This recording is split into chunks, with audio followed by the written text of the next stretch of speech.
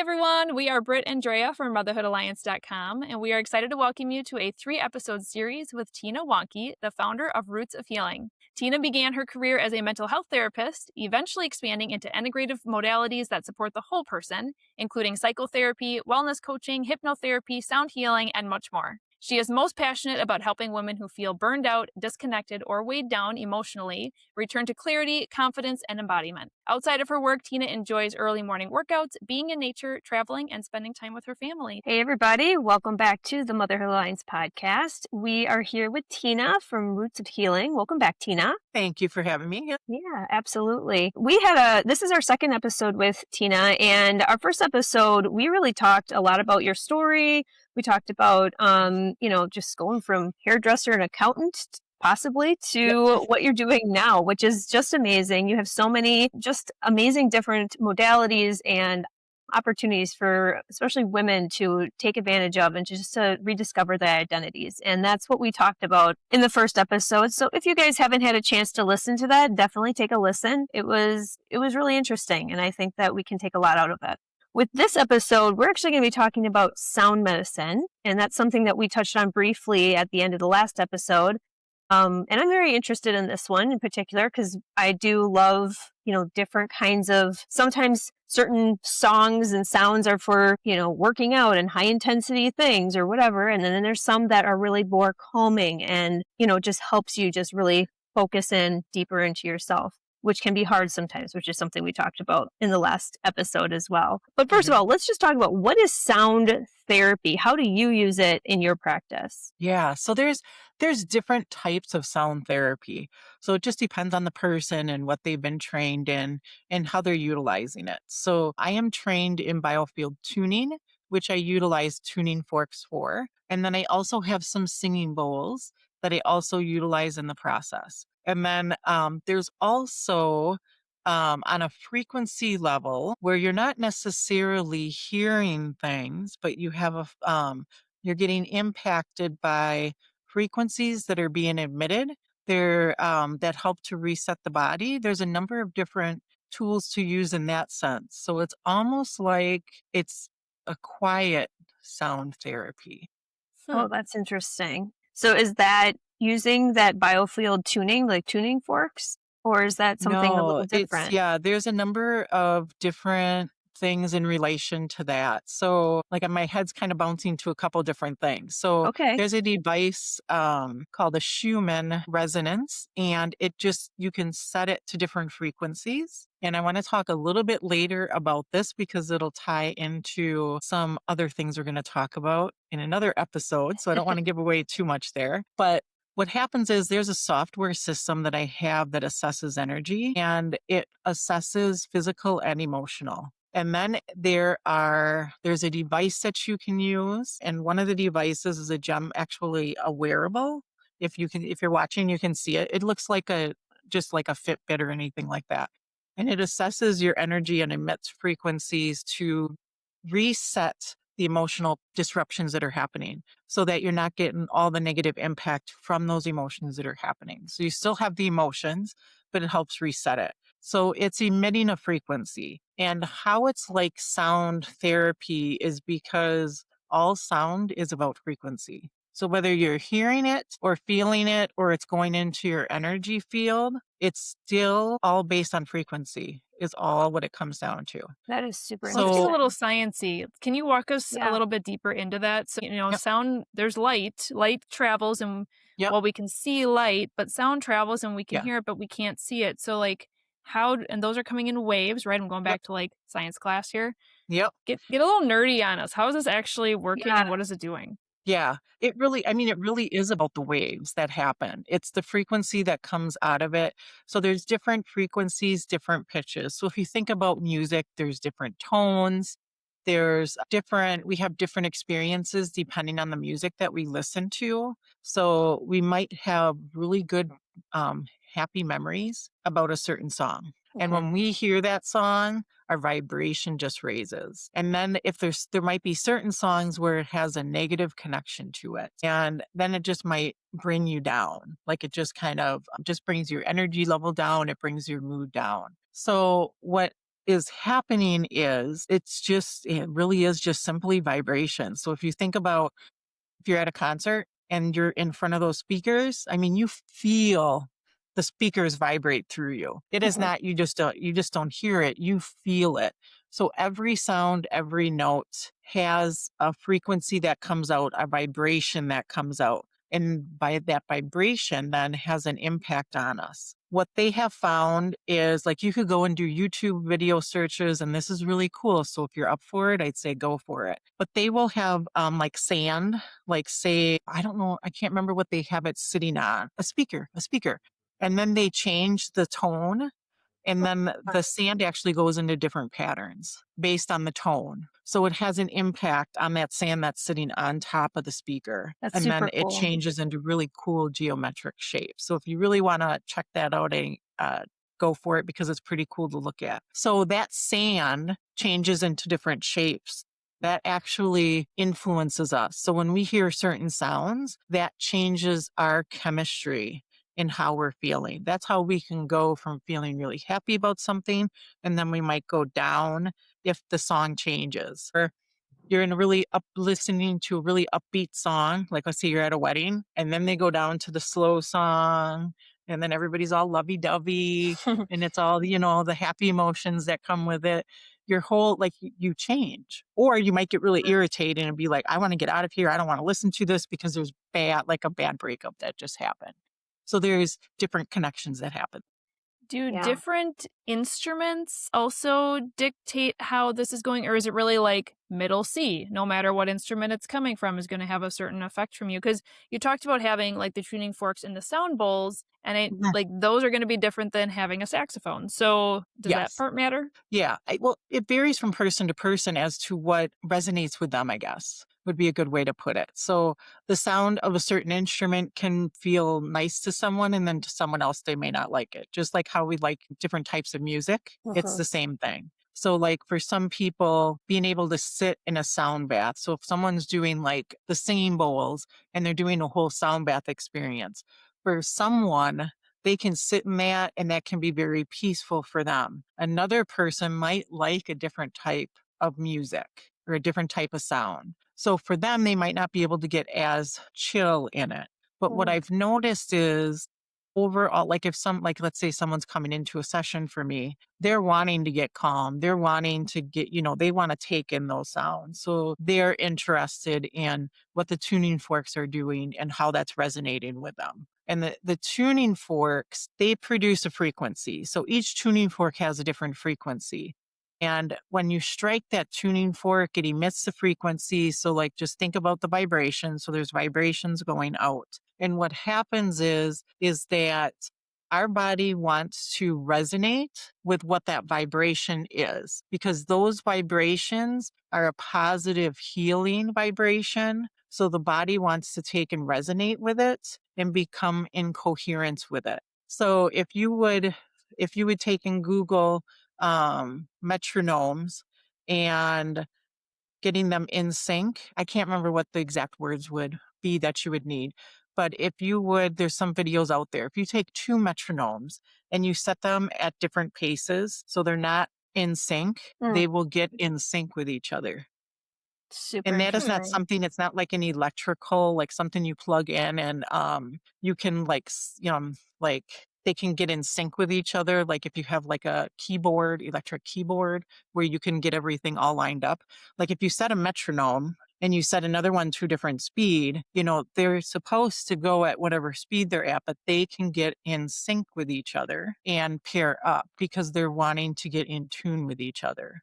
Hmm. So Yeah. it's very interesting. So our bodies want to be in tune with those pure tones, those healing tones. So when they hear it, they tend to pull towards them. Can you target certain physical symptoms with this? Like you're talking about the tuning forks. Is that something Mhm, where if somebody has a shoulder injury, you are like using a certain mhm. frequency and like touching that shoulder and it's driving those vibrations into that shoulder? Or is this more of sound goes everywhere, so it's impacting your whole body? Okay, so it's both. So I do only do virtual work, so not in person. And what they found during the COVID times is the founder of Biofield Tuning, Eileen McCusick, she took and discovered that you have the same impact, whether you're virtual or in person. So Oh, if I have someone, let's say someone has a shoulder injury, then I can take the tuning forks on the table that I have. I have like a mat that has like a body on it, and I can actually take and put the tuning forks as if they were like here in person. And that will shift. So I have people when I'm doing tuning fork sessions say, I feel tightness in my neck. And then I can focus on that area with the tuning forks as if they were in person. So they don't have to be wow. in person to get the same benefit. It can be from a distance. That is super interesting. Doesn't quite make sense in my head, but like I feel like that's something you just have to experience, right? Mhm. And try it for yourself. But what about, so that's like a physical symptom. What about more of like a mental emotional symptom like anxiety? Are there certain frequencies then that you would use to target different emotions? Yeah. So with the biofield tuning and the protocol that I do, how it works is we take and identify what's the issue that we want to focus on. So if someone's saying like I'm, struggling with the anxiety, what I do is there's a whole protocol that I go through in regards to clearing the biofield. And when I'm talking about the biofield, it's like the energy that's around you. It goes about 5 feet out from you. And in the process of doing a tuning session with them, I have the intention there that we're clearing out the anxiety. We're clearing out that specific feeling that's happening. And it's the events that are tied to it. So when we go around the biofield, I start at the feet, and there's something called the Earth Star. It's an energetic ball. There's one at the feet, and then there's one called the Sun Star that's above your head. And what I do is I use a tuning fork to move that ball of energy about 8 inches below the feet because that's where it's supposed to be. And then the same for above the head, about 8 inches above, because those get tucked into the body because of all the stress and the things that we're interacting with. So we get those set, and then I take and identify which chakra we're going to work on. And I still have that intention. We're clearing out the anxiety. So I'm able to identify, okay, what chakra is this being held on where there is the best opportunity to work to clear it out. Then I go 5 feet out from the side of the body, and I'll determine which side I'm going to go to. And this is your whole timeline to starting with, so the farthest edge is like your ancestors before you. Then it goes to your parents, to pregnancy, to birth, to your current age that is at your body. And when I go through the biofield, what I'm doing is I'm striking a tuning fork and I'm listening, feeling, and intuitively getting things that are telling me what's happening, what's coming up, where are the trip ups that are connected to that anxiety. So for some people, I mean, it could be so many different things, but like mom being pregnant, was it stressful? Was it not? How was the delivery? All of those things impact the baby, and then they might carry it forward. So if you have a kid that tends to be very anxious, like from birth, always seems like there's some like anxiousness, upsetness that's happening. I always ask people, how was the pregnancy? How was your mom during that pregnancy? Was it stressful during that time, or was she pretty calm? And then we just take and focus on clearing out whatever energy disruptions come. So I will notice that the sound changes. There's a feeling that changes. The tuning fork actually won't let me go. Like it's almost like it stops. And that's where there's an energetic disruption that's happening. So when I hit that, the sound of the tuning fork and that disruption of energy, it wants to get in tune with it and clear up and reset. So it helps to reset it to get it into a more positive flow of energy, a more coherent flow. So we have more coherence throughout the whole energy field. Is this all online that you're doing this? Because I Yep, it's obviously all in online. that's fascinating. So Yeah. that is fascinating. So obviously, I mean, we talked about you're doing this all online, and do you do this with like your body, and then that person is listening, or that person is with you online, and Yep. you're Yeah. communicating, and that's Yep. Yeah. wow. Yeah. Yeah, Okay. and one of Yeah. my questions too was, and I think you kind of answered it, but is this something where if you're talking about anxiety specifically, or let's like talk about something like a panic attack, right? If Mhm. somebody has a fear of, a common one is flying, right? And they're going to be going on a trip, and they come and see you right before, like the day before, because Mhm. they just want to feel calm about it and kind of clear themselves. Is this something that would be like a short-term fix type thing, or is this something that would be able to almost cure the panic attack from the beginning and like the trigger of it.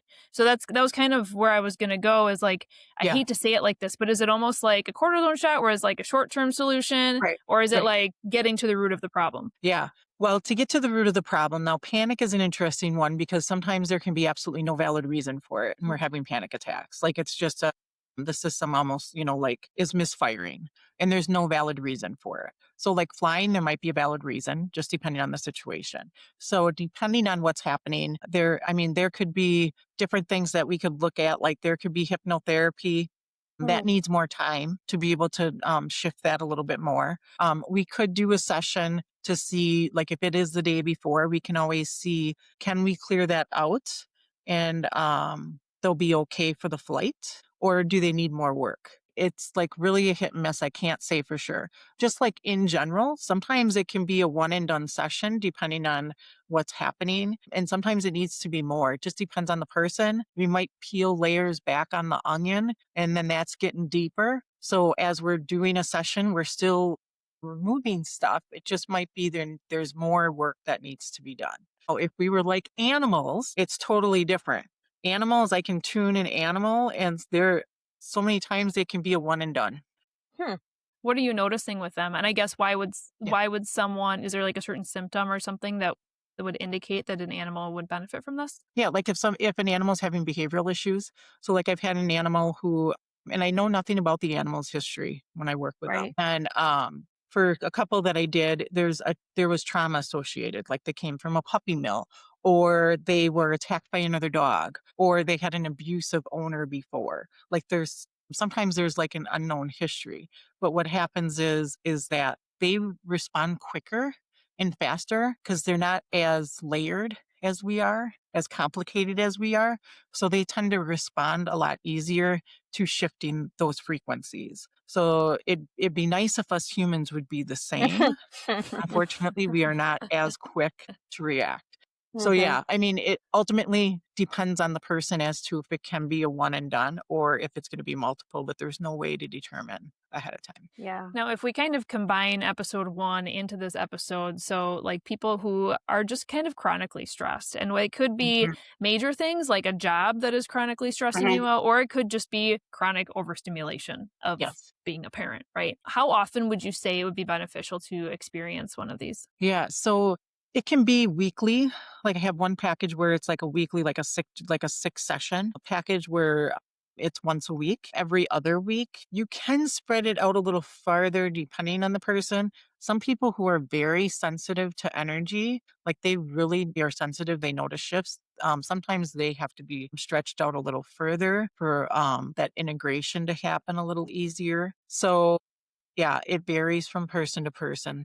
Sure. So when you're saying like somebody who has a bit more sensitive to energy, I think of like when you're talking about this and we have like 5 foot right energy field, right? It's like Mhm. talking to somebody and it's like I know that me and her we have a good vibe, right? Or Yeah. like me and him, there's something about that person Yep. that vibe Mhm. isn't there, right? And it's not like you can really say, but I know like some people are very sensitive or empathetic, right? And so maybe is that Mhm. the type of person that would be more sensitive to that energy change? Or can you talk more about like that vibe that people kind of can really relate to? Yeah.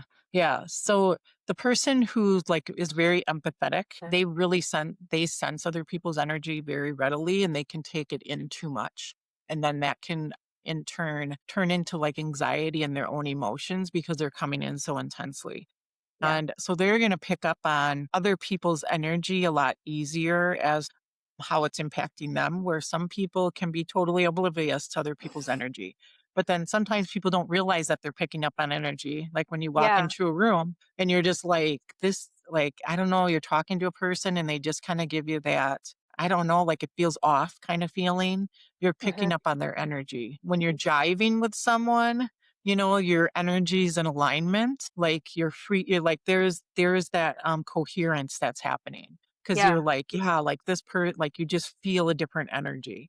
And Hmm. then someone who is different, who just is vibrating at a different frequency, it just might feel off or feel funky or feel different. Does the frequency that we vibrate at, is that kind of determine by the state of our nervous system? Like if someone is really stressed, are they going to kind of give off a different Yeah. frequency? Or is it really almost like personality based where it's kind of you're born with a certain type and that's how it is? So yeah, Yeah. explain that a It'll little bit be, more. yeah. The mood that you're in, the emotions that you're experiencing, how your nervous system is definitely going to give off different frequencies and different vibes. And that's Mhm. where family can be impacted by that too. That makes Like your sense. Well, kids and everything. that's Yeah. a Yeah. perfect lead in to our next episode Yes. because we're going to be talking about how our kind of frequency or thermostat, I always like to say, as the mom, can really dictate how our entire house is feeling. And so I feel like that's a real thing that we've all experienced. And so before we finish out sound therapy, I know you talked about you do fully virtual. Do you do, I'm guessing probably maybe not, but do you do any sort of like group virtual sessions with this, or is it just one-on-one? I only do one-on-one. Some people do group sessions. I haven't done that yet. It doesn't mean that I'm not going to. I just have been mainly focused on one-on-one sessions. But if there was an interest where someone wanted to have, like, maybe there's a group of ladies or something that wanted to have some type of group session focused on a particular issue, it would be on a particular issue, then that Yeah. could occur. But otherwise, right now, I've been doing just like the one-on-one sessions. Yeah. Okay. And then one other question, just from my own personal Yeah. experience that I wanted to ask you is I attended one sound bath so far in my life, and Mhm. it was really interesting experience. I did enjoy it, but I did find myself like I was laying there on a mat for like 40 minutes. And for Mhm. me, I'm like, oh, I would just love to just be able to like stretch and move while this is going on. But I Mhm. also didn't know if like movement, if the vibrations and the point of doing it is better when you're laying still or if moving can be integrated. So like if somebody's doing listening to a sound bath on YouTube, is it better to be Mhm. laying still or can you do it? Can you listen to it while you're like moving around and still gain benefit? If your body feels like it's wanting to move, then it's probably wanting to release some energy. So when I'm doing tuning fork sessions, sometimes I'm like wiggling because I feel that energy coming through and I need to let it go. I will yawn. I will it lots of exhales. Like our body is impacted by that energy. So if you're feeling like you need to move, I would say like if you're listening to something at home and you're feeling like I have to move, check in and see like, am I wanting to move because I'm feeling impatient or like needing to do something? Yeah. Or am I wanting to move because I feel like that's going to help the flow of that energy come through me? Yeah. So like How Sure. when you're at a focused. sound bath, Yeah. they're going to have you be still Mm. most of the time. So you're just taking it in and your body's just absorbing it. But if you're listening to it, and that's part of the reason why they just want you to lay, relax, float in water. Like there's lots of different ways that they have you do it, is just so you're taking it in.